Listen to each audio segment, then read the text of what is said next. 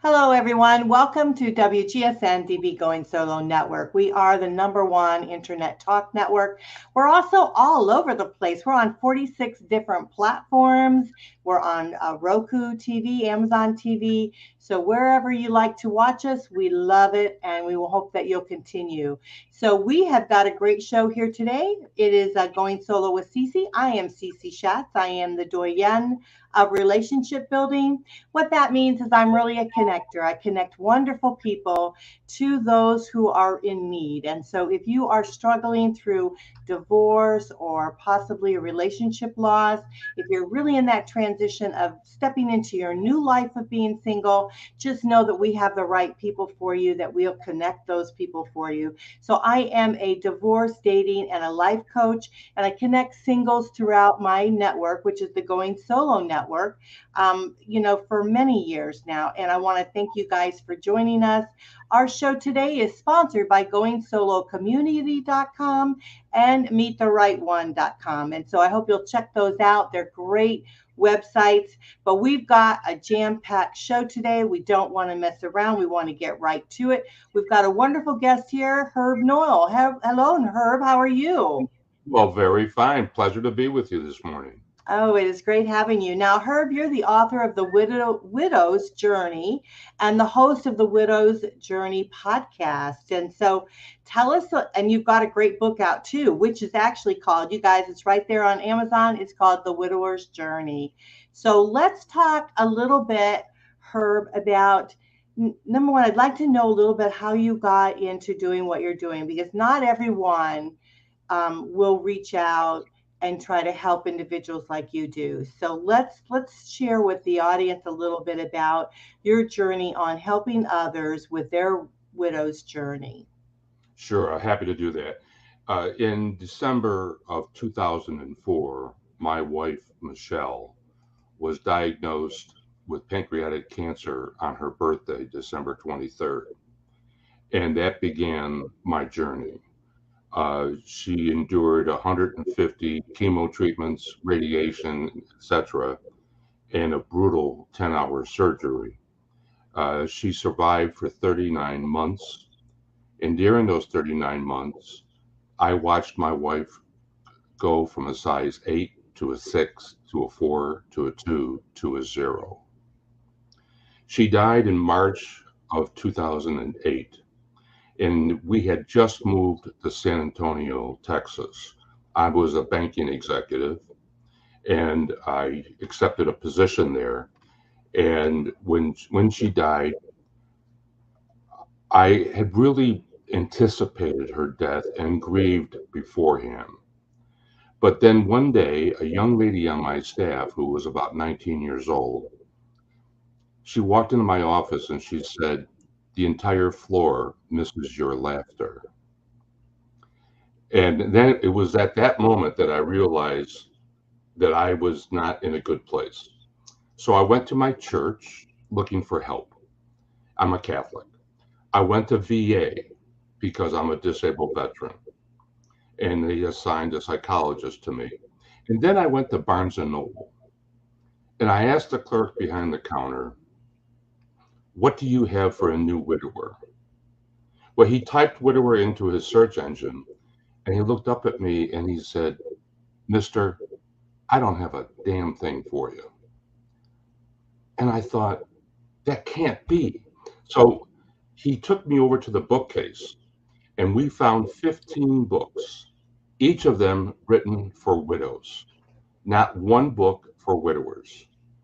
And it was then that I decided at that very moment, well, someone better write this book, and it might as well be me. And I resigned my 38-year career shortly thereafter and rededicated my life to helping widowed men. I had been published in the past, and I figured, well, what the heck, I'll try to get one published again. And I spent the next 8 years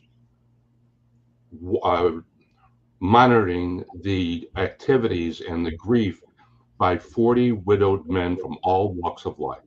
Some with children, some were professionals, some were laborers.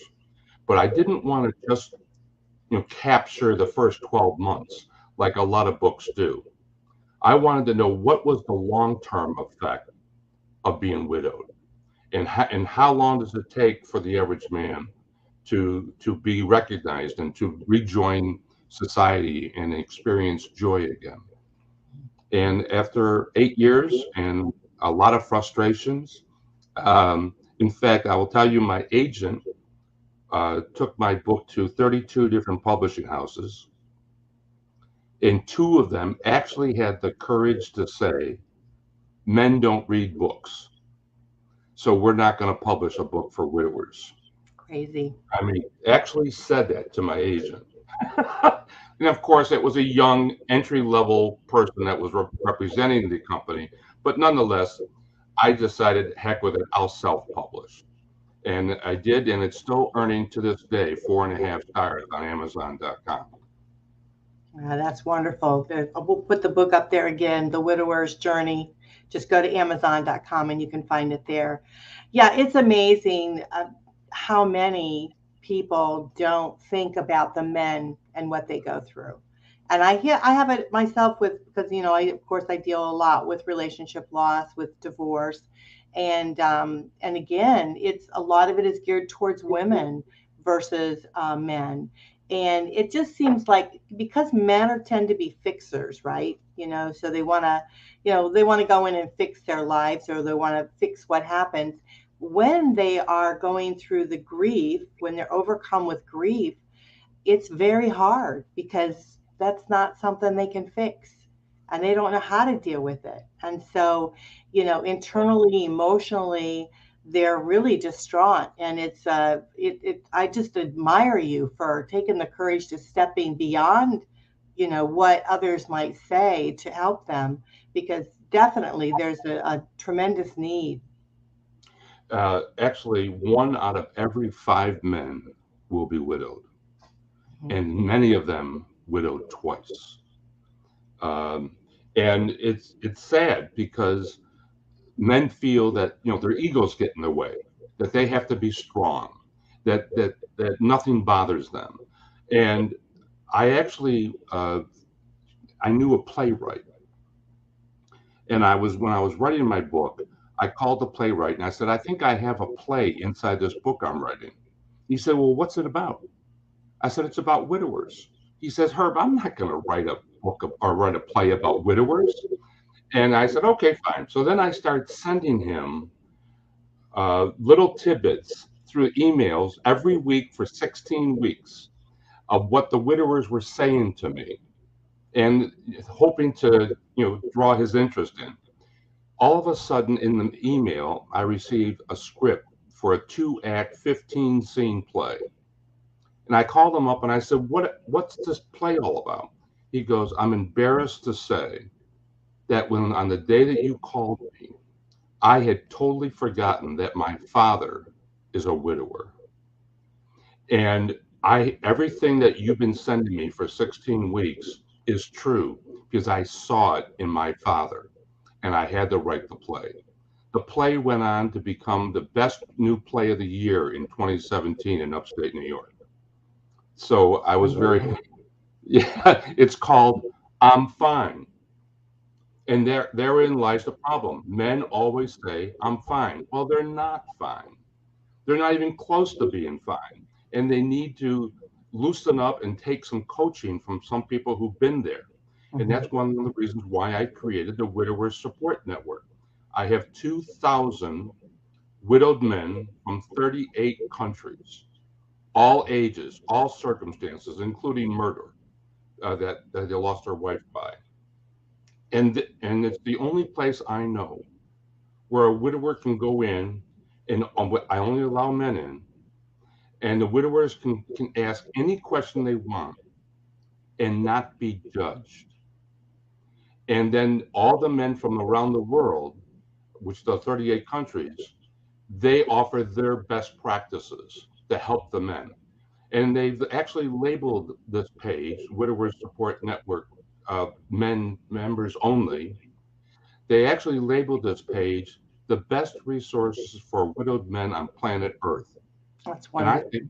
I think they're right, because there's nothing else like it. I mean, it doesn't exist. Well, So we call that paying it forward. In my group, my group I have for a divorce and relationship loss, and it's the same way, because the reason being is not only have they, connected in shared experiences, right? Because they've gone through this, they've walked the walk, so to speak, but they also, part of their healing, right? Part of our own healing is helping others. And so it's a tremendous thing that you've established there, with allowing those to be able who have walked the walk to step forward and help other people, because it really does.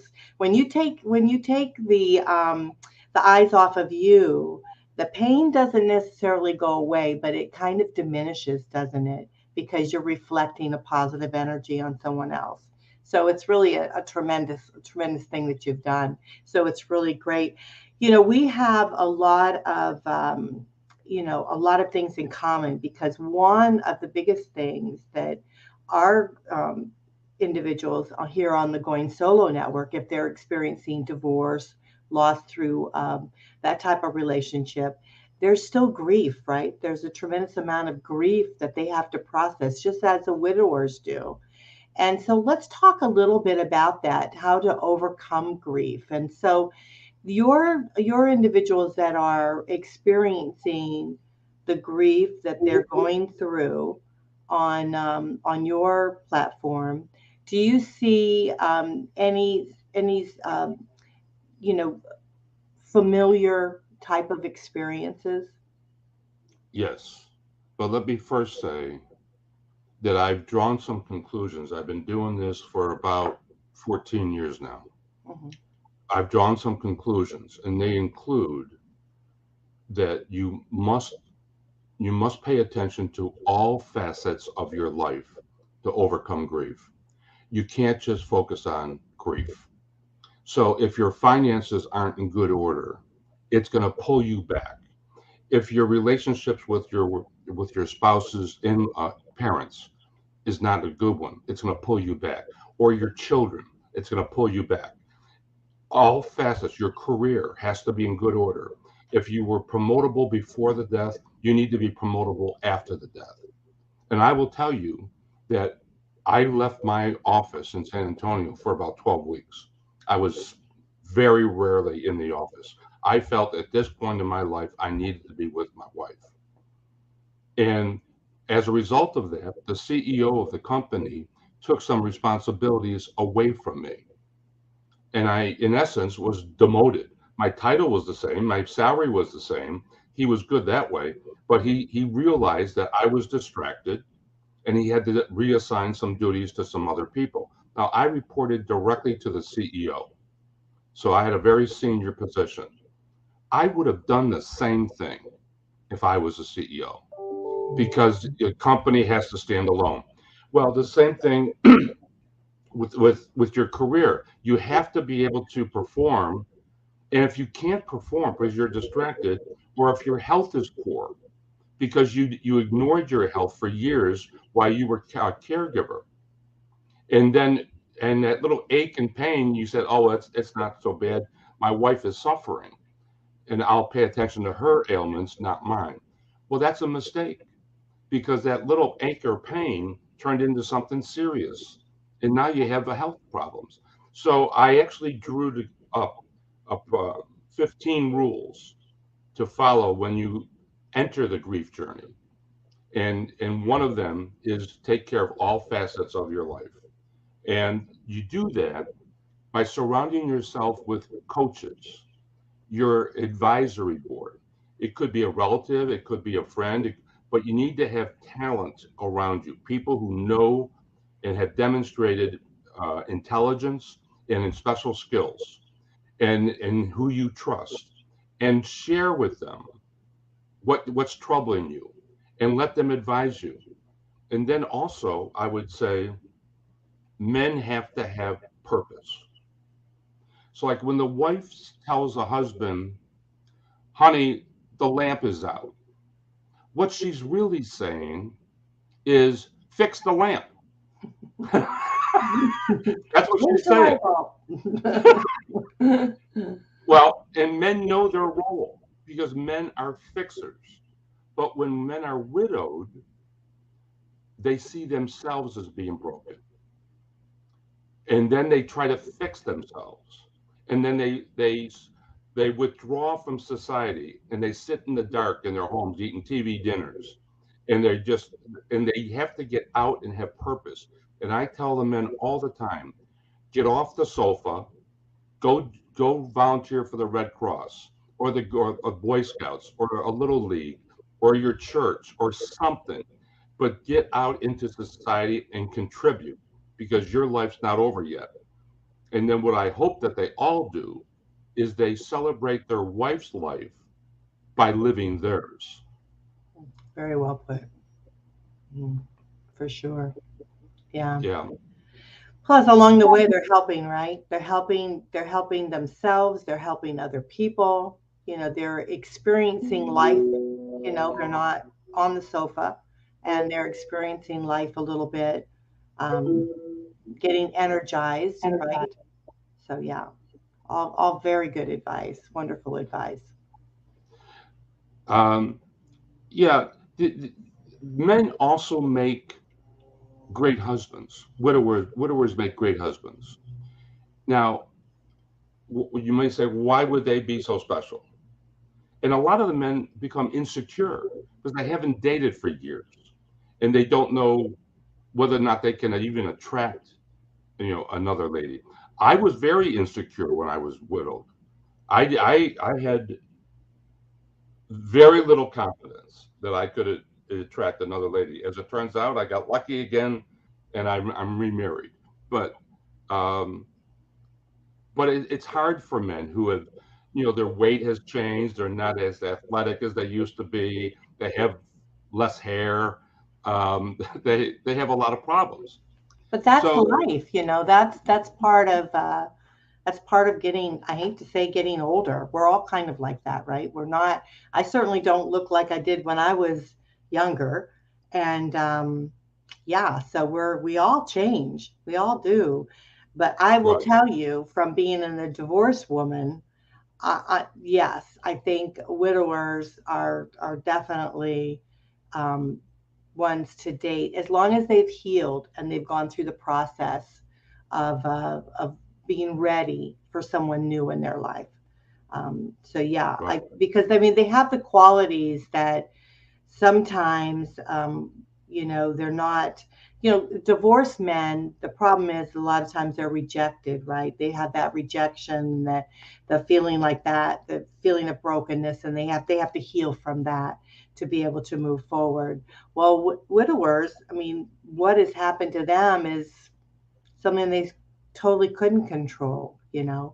And so it's not a reflection upon them where they need some, guidance to be able to do some, maybe even some correctiveness, that type of thing. So it's just really stepping forward in a positive way, and energizing yourself to be able to go forward and being ready to have someone else in your life. let me tell you why I think widowers are a cut above. And it's because, first of all, they were caregivers, Hmm. and they honored their marriage vows. They loved their wife to her last breath. They were faithful, and I think those are attributes that every woman would want to have in their man. Where men who were divorced weren't necessarily faithful, or at least they didn't honor their marriage vows till death do us part.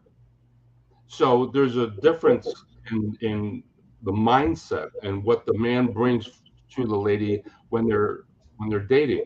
Now, I happen to know a lady who has one more attribute that she discovered why widowers are preferable, in that they don't pay alimony and they don't pay child support, and there's no money being diverted to another outlet. And I laughed at that, but it's true. I mean, it's a fact of life. So yeah, it's widowed men can be the men that I have, the 2,000 men. They loved their wives. And they wrap their life around their wife. And that is actually problematic because their social calendar of the family was set by the wife. Honey, this weekend we're going here. Okay. The man just follows along. Well, no one's setting the social calendar now. And the men are lost without it. Now, also, most men don't have friends from their youth. They've lost contact with their old buddies. So their contact is basically with their coworkers, with their customers, maybe the people at church, maybe a few neighbors. That's their universe. With the wife gone, many men have complained that they no longer get invited to couples gatherings like they used to, because the wife was the kingpin. She was the connection to these people, and not the man. And it's hard in so many ways, and it surfaces in so many ways. The UN in 2010 passed a resolution. June 25th is the International Day of the Widow. They didn't do anything for the widower. And it continually surfaces. I ask people all the time, can you name a widower? And most people struggle with that. And about 5 minutes later, they'll come back to me and they will say, oh, wait a minute, the man down the street or the guy at church or the guy at work or whatever. But it's not top of mind. Girls know girls, and girls are infinitely more complex. I have 7 sisters, and I learned firsthand. That I won't argue. I won't argue on that one. I mean, your engineering is to be appreciated.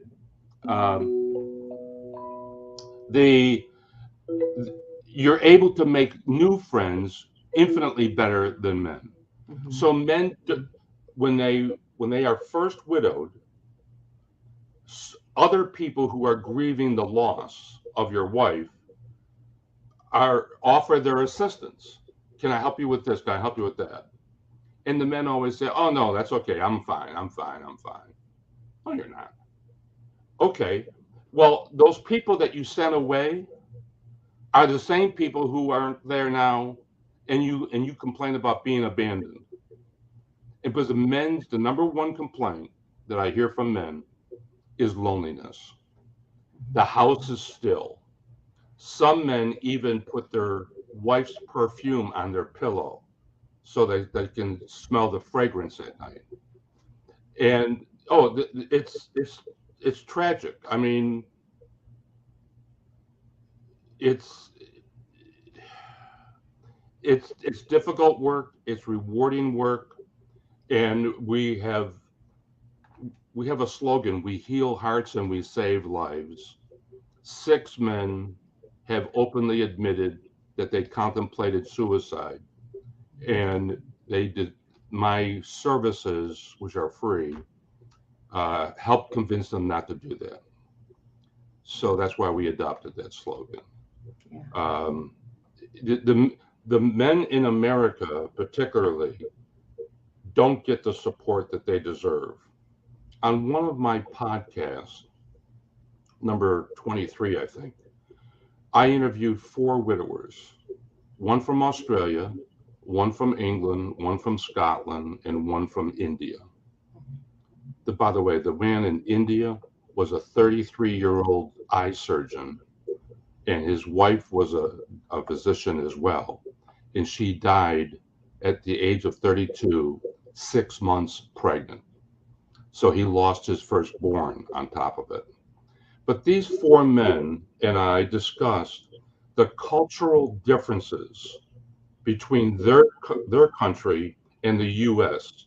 on how that widowers are treated. And America pales by comparison. Other countries are infinitely better and more sensitive to the widowed man than America. And even in the corporations, which I come out of 38 years of corporate life, they have a thing called an EAP program, Employee Assistance Program. Right. And once they learn that you had a death in the family or whatever, they send you to a psychologist for 3 1-hour visits, and then they wash their hands of it. Well, we helped them. We sent them to the EAP. Well, that's not enough. That's not enough. You have an investment in this person, in their career, and they're an A player, and you sold them down the river. It surfaces everywhere. Yeah, I realize how difficult. My mom died at a young age, and my father suffered for a long time, never remarried, and yeah, and he's recently passed about a year ago. And so yeah, I remember what he went through. He started drinking a lot. He even got a DUI. And luckily, the judge realized that it was due to my mother's death.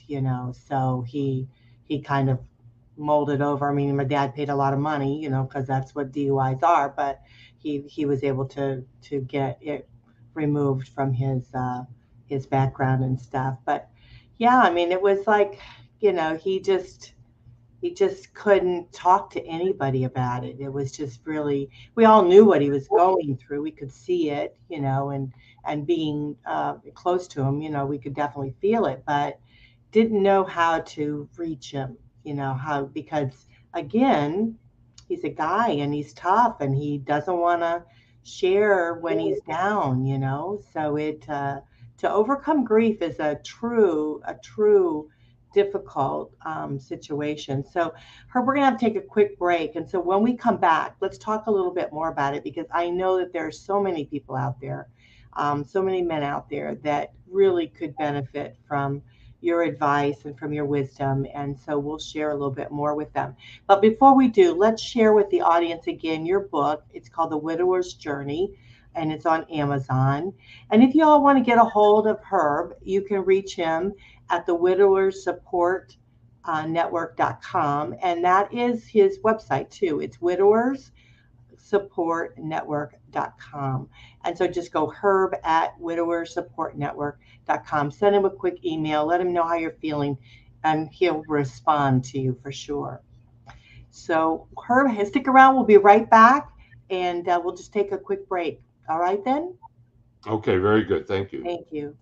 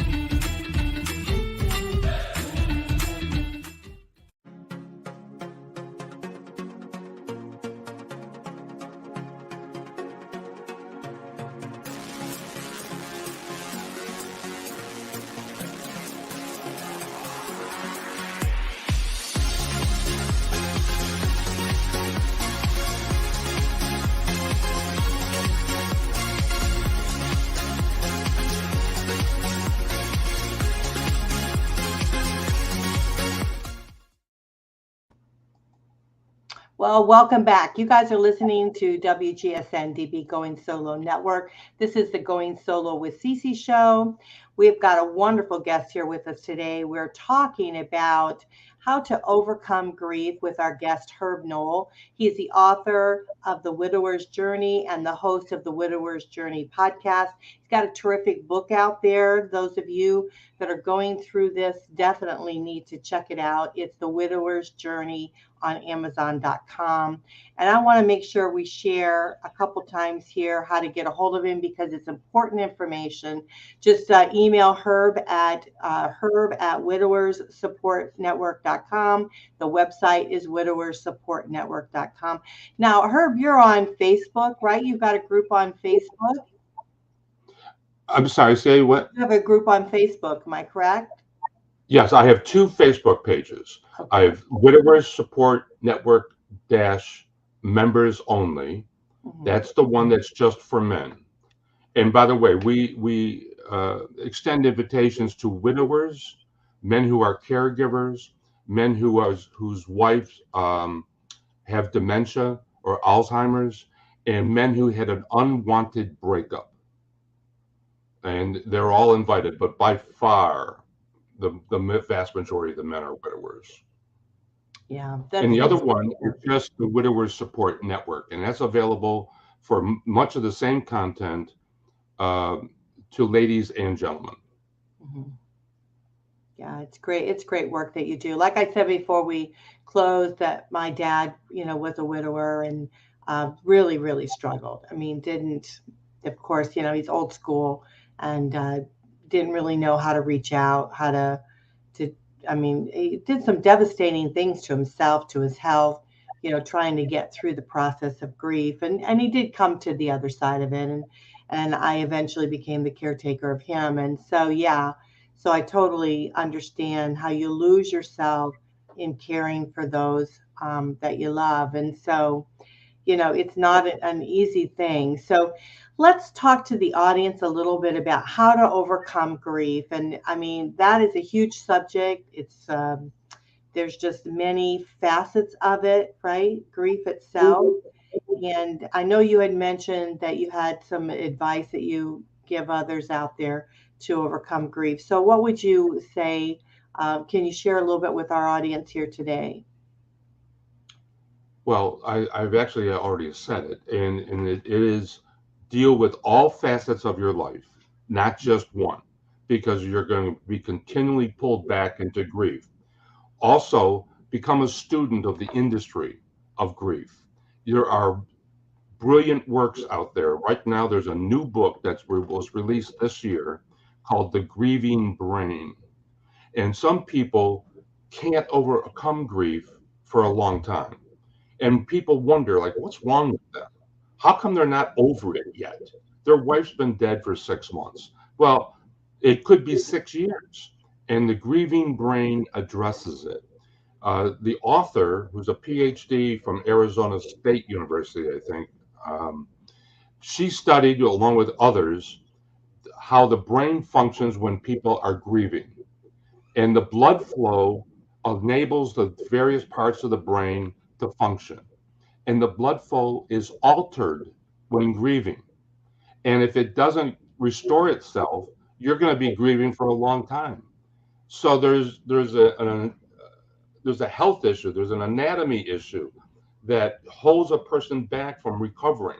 So don't be surprised if some people grieve longer than others. It's as natural as breathing. I would like to approach the topic of new ladies, and some men think, I told you that they're fixers. Some men think that if they meet a new lady, that'll fix it. And men marry much too soon on average than ladies do. But men will date one lady and propose to her because he's comfortable with her, or maybe 2. I always tell them, what's wrong with playing the field? Go out and date 12 ladies, 24 ladies. Okay, I'm getting anxious because I get excited about this topic. We should have you come back on and talk about that because I've got a whole thing that we definitely could share. So let's make a date to come back on and talk about that because I agree with you, and not only about the widowers but also about individuals that are moving forward in their lives after a relationship loss. So definitely we gotta come back on and talk about that. But I wanted to. oh, we got a little bit of feedback there. But I wanted to talk a little bit about the grief process, because people think, and just as you said, that, okay, there's a time period and bam, I should be over it. Well, that doesn't necessarily take place, because the elements of our lives are progressing, right? And just like we're coming up now into the holiday season.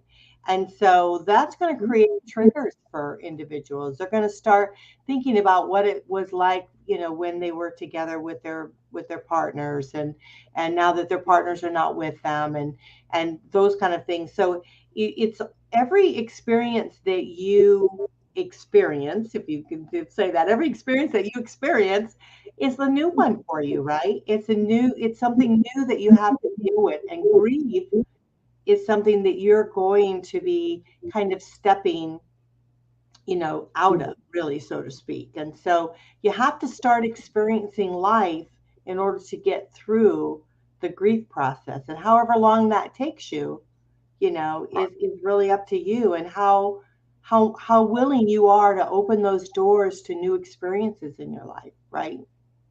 Right. And you can do it in little steps. Mm-hmm. You don't have to rush out and change everything overnight. Um, and that's when I talk about getting off the sofa. I mean, the men are so reluctant to do that, and they're not skilled at making new acquaintances. So they need the advisory board that I talked about, and they can join meetup groups. Meetup groups are all over the country, and they're specialized groups. One could be hiking, another one could be visiting museums. But there's meetup groups is a great way to get out of the sofa and to say hello to another person. Right. But I want to caution the men, at least, that don't look to replace your wife. Look for someone different. I had a man tell me one day that he has a date tonight. He had already met the woman previously, but his first date was tonight. And then he looked at me and he said, "But she's not like my wife." And I said, "Good, good, because you want them to be different. You want them to feel different in your arms. When you kiss them, you want it to taste different. You want different perfume. You want different hobbies. You want different special interests, cooking or travel plans. You don't compare your potential new lady to your wife ever, any more than you would wish to be compared to her former husband." Okay, And I I'm have sure, something to say about that. And then what I'm going to say is that, oh, we do have a comment here real quick. Let's, oh, no, forget it. It's just somebody being, we'll block them. Anyhow, sorry, we get those from time to time. But what I want to say about that is that when you met, gentlemen out there, when you met your partner, right, for the first time, and then you're together for a while, you're not the same person you were when you first met, right? Nor she is the same person as she traveled through life with you. So what makes you think that you're going to want to have the same type of experience, right? Because you're not the same person. So for me, when I talk about grief, one of the processes of grief is to start learning who you are, start learning what makes you tick, what makes you happy, what step out of this into this new world and start enjoying life a little bit. Enjoy the experiences that you have, and you'll meet someone along the way that you're going to have that connection with. And it's going to be a totally new connection because they have different experiences that they want to share with you, right? It's like a connection of journeys that we're doing. And so to rush very quickly into another relationship isn't doing yourself justice, and focus on yourself to be able to really be happy, and I see it all the time with the divorce group, is that I have many men that were widowers that stepped into a new relationship only to find that it wasn't successful. And then they're devastated. They're like, oh my gosh, what can I do? I really thought this was going to work. Then they feel almost like a failure. And the reality is they didn't fail. The reality was that they didn't take the time in which, number one, to heal, find themselves and be able to take that progressive step moving forward, right? Right. Yeah. So it's a tricky thing. It's a wonderful that you're doing for other people, that you're helping them. And so, unfortunately, we've got to probably wrap up the show. Are there any last words you'd like to share with the audience here today, Herb? Well, I just want to say to the ladies who watch this program, don't rush to the altar with a widower. He will meet you there. He'll be there ahead of you. Uh, you we have baggage, many of us, at this stage of our lives. When we were 19, we didn't have any real baggage.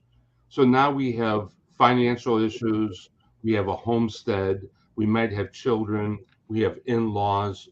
We have different careers, different special interests, different ailments. Don't rush to the altar because you don't know what you don't know about your possible new mate. And it takes a while for everything to surface, whether they have credit or did they go bankrupt. Do they have a war chest or are they a predator? I mean, there's so many issues when you're mature in age that could come back and haunt you. And that's why half of the men who remarry that I've monitored end up in divorce. And that divorce is not like losing a wife. That divorce will cost you, and it will cost you dearly. And I actually say to them, do you know the price of a divorce today? Yeah. Before you say I do, you need to know that you're on solid ground so that you have a long and loving relationship. And we've had a lot of success making that happen or helping that happen. Yeah, great advice. Great advice. So, everyone out there, please go and get the book, The Widower's Journey, on Amazon.com. Any questions, you can email herb at widowerssupportnetwork.com. The website is widowerssupportnetwork.com. As he said before, he's got several groups right on Facebook. You guys are welcome to join him there.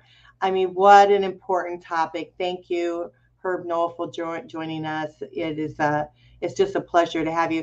Now, also, everyone, he is the author of The Widower's Journey, which we talked about on Amazon. He's the host of Widower's Journey podcast. So don't miss out on the podcast. Where can we find your podcast? I'm sorry. Where can we listen to your podcast at? Widower's Support Journey podcast at let's see, it's widowersjourney.libsyn.com. Okay. Okay. Wonderful. That's terrific. Well, thank you so much for joining us today. We appreciate it very, very much. You're a joy. And we're going to have you back on so we can talk a little bit about the other subject, because I think we need a whole show for that, because that will be a lot of fun. And it'll be a very interesting topic to discuss for sure. Well, I want to thank you so much. Let me just also suggest at my website, Widower's Journeys, or widowerssupportnetwork.com, there are over 300 articles written by subject matter experts or widowers, and some very good best practices. So that's available to anybody at any time. Wow, that's wonderful. Thank you for pointing that out. That's very important. So really a lot of information on the website, widowerssupportnetwork.com. Check it out, and I'm sure that it's going to help many out there. Thank you again, Herb. I appreciate it. You're quite welcome. Well, everyone, time went by very quickly. I want to thank you all for joining me here. I am Cece Shatz. I am the Doyenne of relationship building. I'm a divorce, dating, and a life coach, connecting singles through our Going Solo network. And if you want to check out our websites, goingsolonetwork.com or the Going Solo Media, which we have all of our wonderful shows and hosts that are on there. So check that out. We want to thank our wonderful sponsors today, goingsolocommunity.com. That's a a singles community, helping you with the transition of stepping into your new life of being single, and also the transition of dating. And then Meet the Right One. When you're ready to date, that's there for you. It's a dating community, something totally different and unique. So check it out, Meet the Right One. We want to thank them for sponsoring the show here today. I am Cece Shatz. I want to thank you very much for joining me here on Going Solo with Cece. You're listening to WGSN-DB, Going Solo Network, the #1 Internet Singles Talk Network. Thank you so much, and we'll see you next time. Bye for now.